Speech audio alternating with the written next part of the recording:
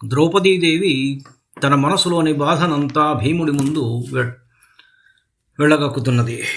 ఆవిడ ఇట్లా అంటున్నది: భారత, నేను ఈ మాటలు దుఃఖం భరింపలేక అంటున్నానే గాని నిన్ను ఆక్షేపించడానికి కాదు. కాబట్టి నాపై నీవు కోపం చెందకూడదు. భరతకుల శ్రేష్ఠుడా, నీవు అతి నీచమైన పాచక వృత్తిని చేపట్టి వల్లవజాతికి చెందిన వానిగా పరిచయం చేసుకున్నప్పుడు అది వింటే ఎవరి మనసు కలత చెందదు. లోకులు నిన్ను విరాటరాజు వంటలవాడైన వల్లవుడుగానే అనుకుంటున్నారు. నీవు ప్రభువు అయి ఉండి కూడా సేవకుడిగా ఉన్నావు. ఇంతకు మించిన గొప్ప కష్టం మరి ఏమిటి ఉంటుంది నాకు? పాకశాలలో వంటలు చేసి విరాట మహారాజు దగ్గరకు వచ్చి నీవు, మహారాజా, వంటవాడు వల్లవుడు మిమ్మల్ని భోజనానికి రమ్మని పిలవడానికి వచ్చాడు అని చెబుతూ ఉంటే అది విని నా మనస్సుకు చాలా కష్టం కలుగుతూ ఉన్నది. విరాట మహారాజు ఆనందంగా ఉన్నప్పుడు నిన్ను ఏనుగులతో పోరిస్తూ ఉంటే ఆ సమయంలో రాణివాసపు స్త్రీలందరూ నవ్వుతూ నిన్ను చూస్తూ ఉంటే నా మనసంతా దుఃఖంతో నిండిపోతూ ఉన్నది. రాణి సుధేష్ణాదేవి ప్రేక్షకురాలిగా విచ్చేసి కూర్చున్నప్పుడు నీవు భవన ప్రాంగణంలో పులులతో, సింహాలతో, దున్నలతో పోరాడుతూ ఉన్నప్పుడు నా మనసు మిక్కిలి వ్యధ చెందుతూ ఉంటుంది.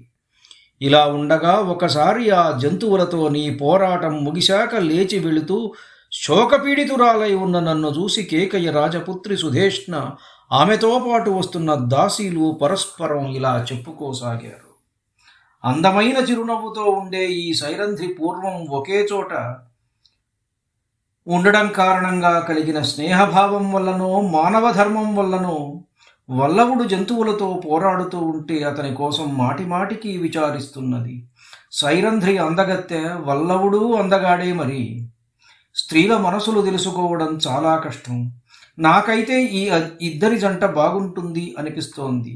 సైరంధ్రి తన ప్రేమ కారణంగా వంటలవాడు ఏనుగులు మొదలైన వాటితో పోరాడే ప్రసక్తి వచ్చినప్పుడల్లా ఎప్పుడూ దీనురాలుగానే మాట్లాడుతున్నది. ఈ రాజపరివారంలోకి కూడా వీరిద్దరూ ఒకే సమయంలో వచ్చి చేరారు అంటూ ఈ రకమైన మాటలతో రాణి సుధేష్ణ తరచుగా నేను ఉలికి పడేలా మాట్లాడుతున్నది. పైగా నేను కోపించడం చూసి నీ పట్ల నాకు గూఢమైన ప్రేమ కూడా ఉన్నట్లు శంకిస్తూ ఉంటారు. వారు ఇలాంటి మాటలు అంటున్నప్పుడల్లా నాకు చాలా దుఃఖం కలుగుతూ ఉంటుంది. భీమా, భయంకరమైన పరాక్రమం గల నీవు ఈ రీతిగా సేవ అనే నరకాన్ని అనుభవిస్తూ ఉంటే యుధిష్ఠిరుని వల్ల కలిగిన శోకంతో దానిలో మునిగిన నాకు ఇప్పుడు బ్రతికి ఉండాలనే ఉత్సాహం ఏ కోశానా లేదు. తరుణవీరుడైన ఆ అర్జునుడు ఒంటరి రధికుడై మనుష్యులను దేవతలను కూడా జయించినవాడు. అటువంటి వాడు ఈనాడు విరాటుడి కన్యలకు నాట్యం నేర్పుతున్నాడు. అమేయ బలసంపన్నుడై ఖాండవ వనంలో సాక్షాత్తుగా అగ్నిదేవుడినే తృప్తిపరచిన ఆ అర్జునుడు నేడు నూతిలోని అగ్నిలా అంతఃపురంలో దాగి ఉన్నాడు. పురుష పుంగవుడు, సదాశత్రు భయంకరుడు అయిన అర్జునుడు లోకులు హీనంగా చూసే నపుంసక వేషంతో ఉన్నాడు. ఇనపగుదియల వంటి బలిష్టమైన బాహువులు వింటి నారిని లాగి కాయలుగాచాయి. ఆ చేతులకే శంఖవలయాలు గాజులుగా ధరించి అర్జునుడు దుఃఖం అనుభవిస్తున్నాడు. తన ధనుష్టంకారంతోనే శత్రువులను హడలెత్తించే ఆ అర్జునుడు నేడు స్త్రీలకు మధుర గీతాలు వినిపిస్తూ వారికి సేవ చేస్తున్నాడు. శిరస్సుపై సూర్యకాంతితో వెలుగొందే కిరీటాన్ని ధరించి శోభించిన అర్జునుడు నేడు జడవేసుకుని వికృతంగా కనిపిస్తున్నాడు. భీమా, భయంకరమైన గాంధీవ ధనస్సును ధరించి ఉండే అర్జునుడు ఈనాడు జడ అల్లుకొని ఉండటం, కన్యలు చుట్టూ చేరి ఉండడం చూస్తే నా హృదయం విషాదంతో కృంగిపోతున్నది. సంపూర్ణ దివ్యాస్త్రాలు ధరించి సమస్త విద్యలకు ఆధారభూతుడైన మహాత్ముడు ఈనాడు ఆడువారి వలె చెవులకు కమ్మలు ధరించాడు.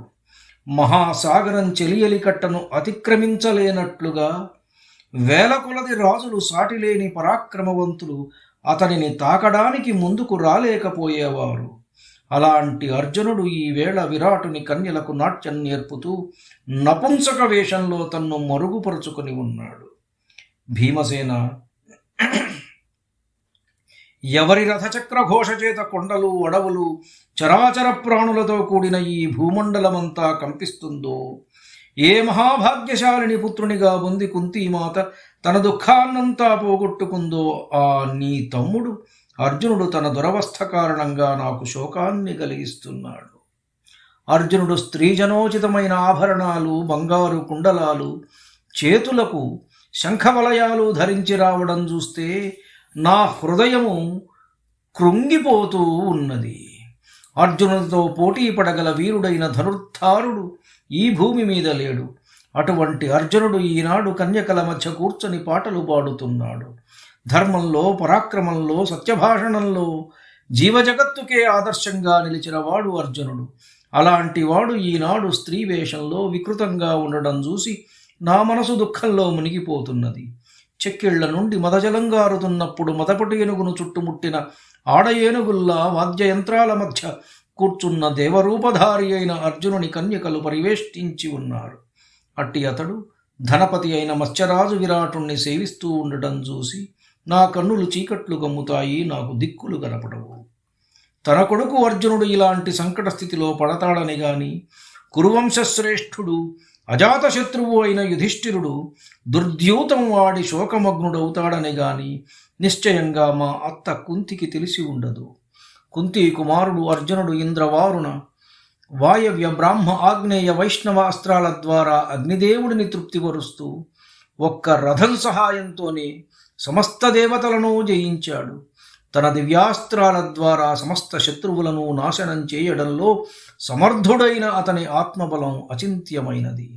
అతడొక్కడే రథాన్ని ఎక్కి దివ్యమైన గాంధర్వ, వాయవ్య, వైష్ణవ, బ్రాహ్మ, పాశుపత, స్థూణాకర్ణాది అస్త్రాలు ప్రదర్శించి ఇంద్రునికి శత్రువులైన నివాతకవచులను, భయంకరులైన పౌలోమ, కాలకేయులను ఓడించాడు.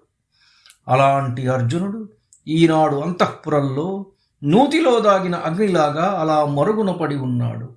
గొప్ప ఎద్దు గోశాలలో కట్టివేయబడినట్టు స్త్రీ వేషంతో వికృతంగా ఉన్న అర్జునుని కన్యాంతఃపురంలో చూస్తే నాకు మాటిమాటికి కుంతీదేవి జ్ఞాపకం వస్తున్నది. అలాగే నీ చిన్న తమ్ముడు సహదేవుడు గోపాలకుడుగా మారి గోవుల మధ్యలో గోవుల కాపరి వేషంలో ఉండడం చూస్తే నాకు శరీరం పాలిపోయినట్లుగా అయిపోతుంది. భీమసేన సహదేవుని దుర్దశను మాటిమాటికి తలుచుకుంటే నాకు కంటికి నిద్రే రాదు. ఇక సుఖం ఎక్కడ నుండి వస్తుంది? మహాబలి నాకు తెలిసినంత వరకు సహదేవుడు ఎప్పుడూ ఏ పాపమూ చేయలేదు. కానీ ఈ సత్యవిక్రముడు ఇలాంటి దుఃఖం అనుభవించవలసి వచ్చింది. గిత్తలాగా తుష్టిగా పుష్టిగా ఉన్న నీ ప్రియ సోదరుడైన సహదేవుడిని విరాటుడు గోరక్షణకు వినియోగించడం చూసి నాకు చాలా దుఃఖం కలుగుతూ ఉన్నది. ఎర్రని రంగు గల అందమైన గోపాలుర అంగరఖాధరించిన సహదేవుడిని చూస్తే ఆనందం కలిగినా అతడు విరాటరాజును అభినందించడం చూసినప్పుడు మాత్రం నాకు జ్వరం వచ్చినట్లుగా ఉంటుంది. వీరుడా, పూజ్యురాలు కుంతి నాతో ఎప్పుడూ సహదేవుని గూర్చి గొప్ప వంశంలో పుట్టాడని, శీలవంతుడని, సదాచార సంపన్నుడని ప్రశంసిస్తూ ఉండేది. నాకింకా జ్ఞాపకం ఉన్నది. సహదేవుడు వనవాసానికి వచ్చేటప్పుడు పుత్రవాత్సల్యంతో కుంతీమాత అతడిని హృదయానికి హత్తుకొని ఏడుస్తూ నాతో, యాజ్ఞసేని సహదేవుడు సిగ్గుపడుతూ ఉంటాడమ్మా, మధురంగా మాట్లాడతాడు, ధార్మికుడు, వీడంటే నాకు చాలా ఇష్టం. ఇతడిని అడవులలో రాత్రిళ్ళు నీవే స్వయంగా జాగ్రత్తగా చూసుకో, ఎందుకంటే వీడు చాలా సుకుమారుడు. నా కొడుకు సహదేవుడు పరాక్రమవంతుడు, పెద్దన్నగారికి భక్తుడు, అన్నలను పూజించేవాడు. పాంచాలి, ఇతనికి నీ చేతులతోనే అన్నం తినిపించు. పాండునందన, యోధులలో శ్రేష్ఠుడైన ఆ సహదేవుడు గోసేవలో మునిగి ఉండడం, దూడల చర్మాల మీద రాత్రిళ్ళు పడుకోవడం చూస్తున్న నేను ఎలా బ్రతికి ఉండగలను? అలాగే అందమైన రూపం, అస్త్రబలం, మేధాశక్తి, ఈ మూడు నిత్య సంపదలుగా గల వీరవరుడు నకులుడు నేడు విరాటుని దగ్గర గుర్రాలను సాకేవాడుగా ఉన్నాడు. చూడు, కాలవైపరీత్యం ఎలా ఉన్నదో. ఎవరిని చూసి శత్రువుల సమూహం దూరంగా చల్లా చెదురై పారిపోతుందో ఆ నకులుడు అశ్వశిక్షకుడై గుర్రాల మంకుతనాన్ని పోగొట్టి వాటిని కళ్ళెములతో అదుపు చేస్తూ మహారాజు ఎదుట వాటికి వేగంగా పరుగెత్తే శిక్షణ ఇవ్వవలసి వచ్చింది.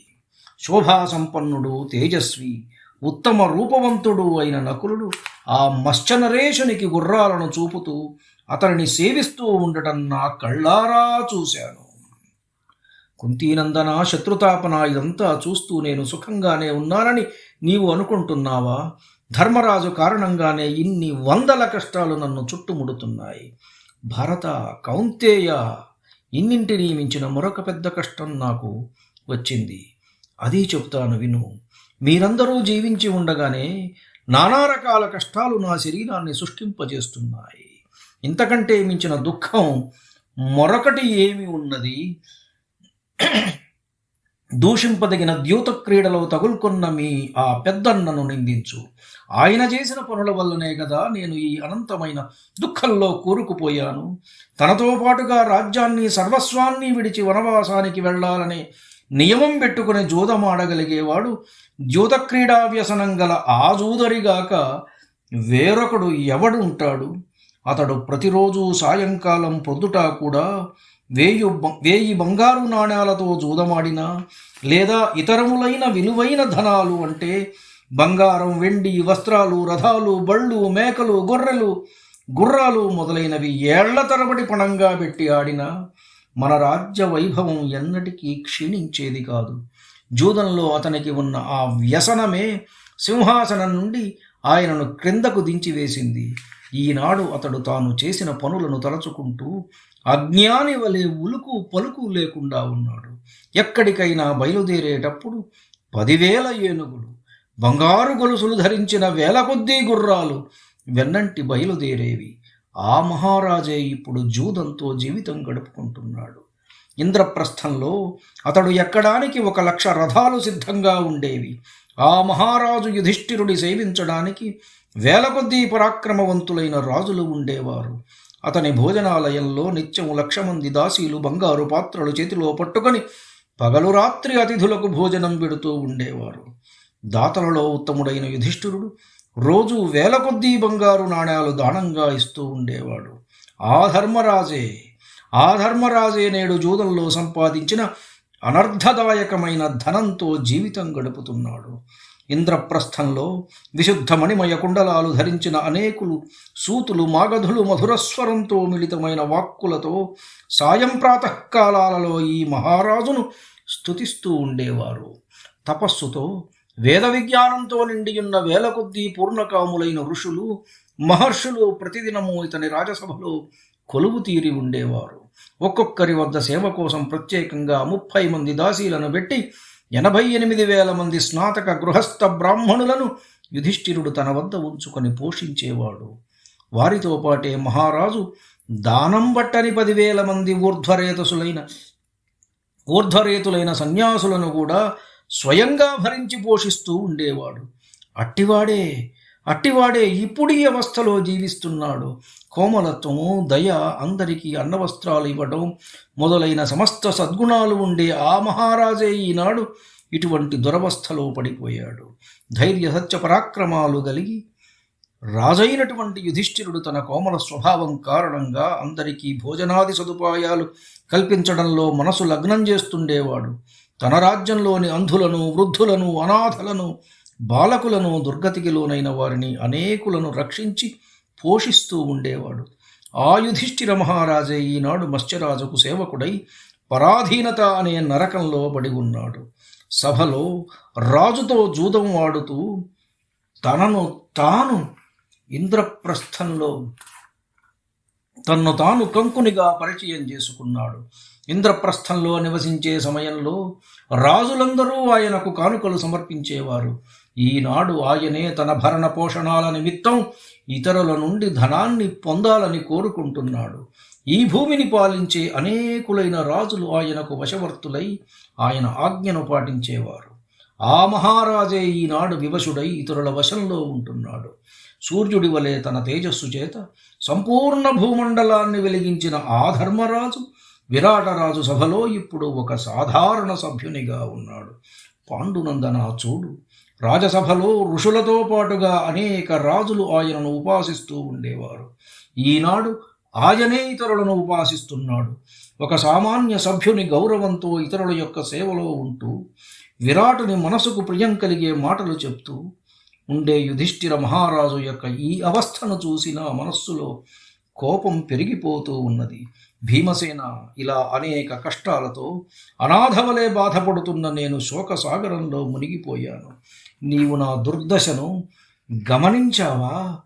పాండుపుత్ర, మీరు జీవించి ఉండగానే నేను ప్రతిదినము విరాటరాజు కోసం గోశీర్షం, పద్మకాష్టం, హరిశ్యామం అనే చందనాలను నూరుతున్నాను. అయినా మీ సంతోషం కోసం నేను ఇలాంటి ఎన్ని కష్టాలైనా కొంచెం కూడా లెక్క చేయను.